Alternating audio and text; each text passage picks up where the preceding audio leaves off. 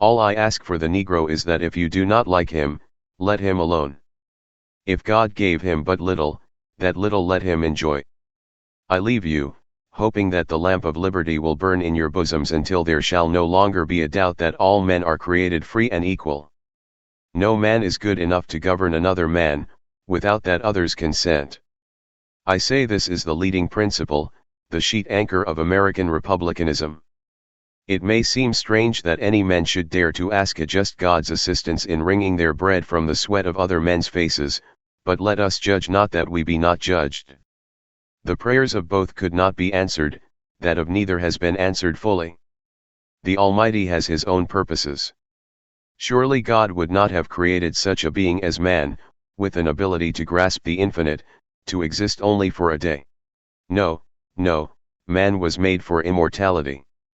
With malice toward none, with charity for all, with firmness in the right as God gives us to see the right, let us strive on to finish the work we are in, to bind up the nation's wounds, to care for him who shall have borne the battle, and for his widow and his orphan, to do all which may achieve and cherish a just and lasting peace, among ourselves, and with all nations. I have never studied the art of paying compliments to women, but I must say that if all that has been said by orators and poets since the creation of the world in praise of women were applied to the women of America, it would not do them justice for their conduct during this war. I will close by saying, God bless the women of America. In regard to this great book, I have but to say, it is the best gift God has given to man. All the good the Savior gave to the world was communicated through this book. The will of God prevails. In great contests each party claims to act in accordance with the will of God. Both may be, and one must be, wrong. God cannot be for and against the same thing at the same time. In the present civil war it is quite possible that God's purpose is something different from the purpose of either party, and yet the human instrumentalities, working just as they do, are of the best adaptation to effect His purpose. I care not for a man's religion whose dog and cat are not the better for it. Let us have faith that right makes might, and in that faith, let us, to the end, dare to do our duty as we understand it. The United States government must not undertake to run the churches. When an individual, in the church or out of it, becomes dangerous to the public interest, he must be checked. Any people anywhere, being inclined and having the power, have the right to rise up, and shake off the existing government, and form a new one that suits them better. This is a most valuable, a most sacred right, a right, which we hope and believe, is to liberate the world. A house divided against itself cannot stand. I believe this government cannot endure permanently half slave and half free. I do not expect the Union to be dissolved, I do not expect the house to fall, but I do expect it will cease to be divided. It will become all one thing or all the other. This country, with its institutions, belongs to the people who inhabit it. Whenever they shall grow weary of the existing government, they can exercise their constitutional right of amending it, or their revolutionary right to dismember it or overthrow it. I desire to so conduct the affairs of this administration that if at the end, when I come to lay down the reins of power, I have lost every other friend on earth, I shall at least have one friend left, and that friend shall be down inside of me. Public sentiment is everything. With public sentiment, nothing can fail, without it nothing can succeed. The ballot is stronger than the bullet. I cannot make it better known than it already is that I strongly favor colonization. Discourage litigation. Persuade your neighbors to compromise whenever you can. Point out to them how the nominal winner is often a real loser, in fees, expenses, and waste of time. As a peacemaker, the lawyer has a superior opportunity of being a good man. There will still be business enough. The love of property and consciousness of right and wrong have conflicting places in our organization, which often makes a man's course seem crooked, his conduct a riddle. What is conservatism? Is it not adherence to the old and tried, against the new and untried? Elections belong to the people. It's their decision. If they decide to turn their back on the fire and burn their behinds, then they will just have to sit on their blisters. When I do good, I feel good. When I do bad, I feel bad. That's my religion. Labor is prior to, and independent of, capital. Capital is only the fruit of labor, and could never have existed if labor had not first existed. Labor is the superior of capital, and deserves much the higher consideration. Property is the fruit of labor. Property is desirable, is a positive good in the world. That some should be rich shows that others may become rich, and hence is just encouragement to industry and enterprise. Let not him who is houseless pull down the house of another, but let him labor diligently and build one for himself, thus by example assuring that his own shall be safe from violence when built.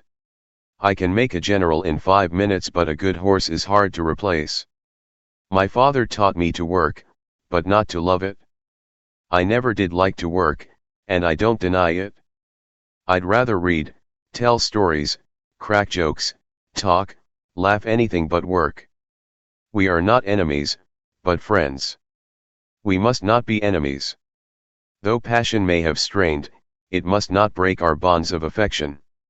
The mystic cords of memory, stretching from every battlefield and patriot grave to every living heart and hearthstone all over this broad land, will yet swell the chorus of the Union, when again touched, as surely they will be, by the better angels of our nature. If we have no friends, we have no pleasure, and if we have them, we are sure to lose them, and be doubly pained by the loss.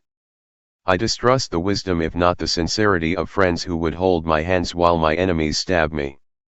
I never encourage deceit, and falsehood, especially if you have got a bad memory, is the worst enemy a fellow can have. The fact is, truth is your truest friend, no matter what the circumstances are. I'm a success today because I had a friend who believed in me and I didn't have the heart to let him down. Whatever you are, be a good one.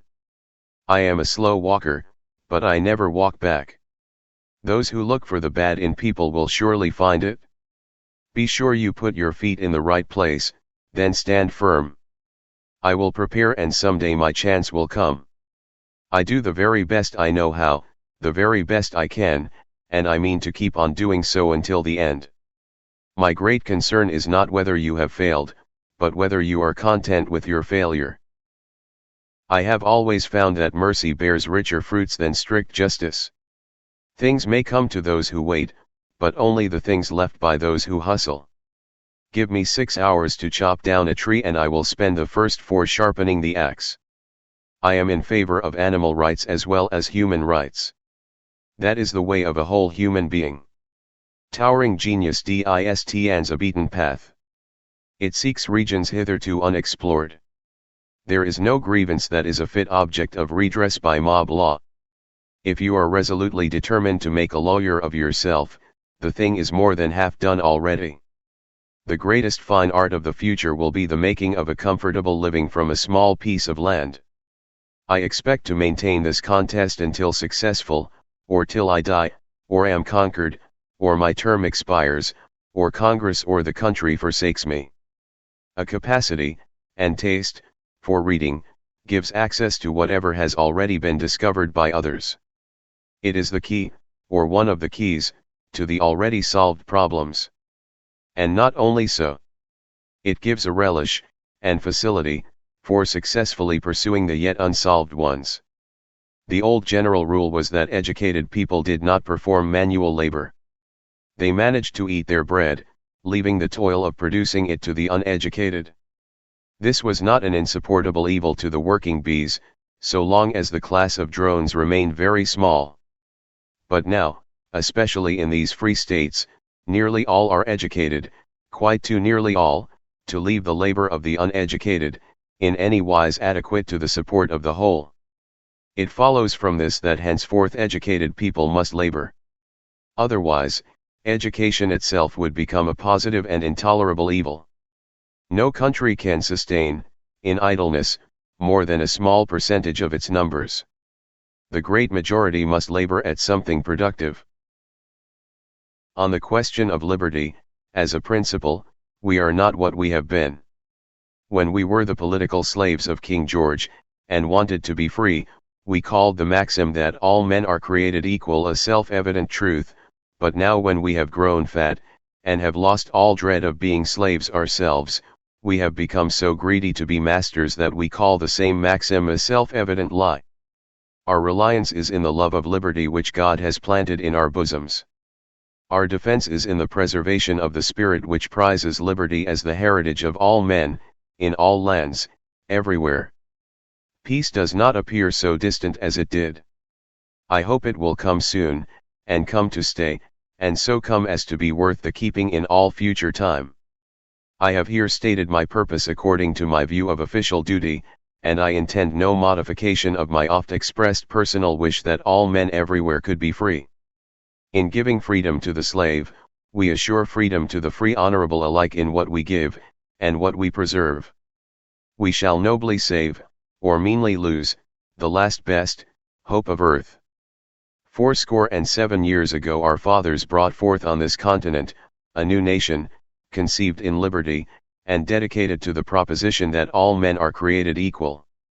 The world has never had a good definition of the word liberty, and the American people, just now, are much in want of one.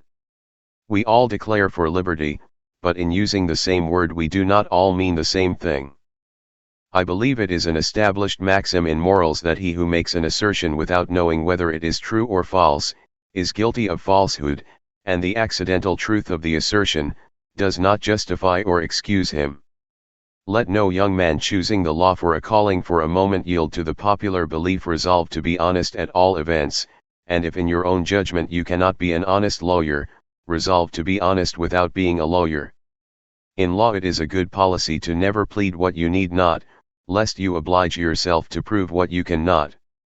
Let us at all times remember that all American citizens are brothers of a common country, and should dwell together in the bonds of fraternal feeling. I have never had a feeling politically that did not spring from the sentiments embodied in the Declaration of Independence. Passion has helped us, but can do so no more. It will in future be our enemy. Reason, cold, calculating, unimpassioned reason, must furnish all the materials for our future support and defense. Folks are usually about as happy as they make their minds up to be.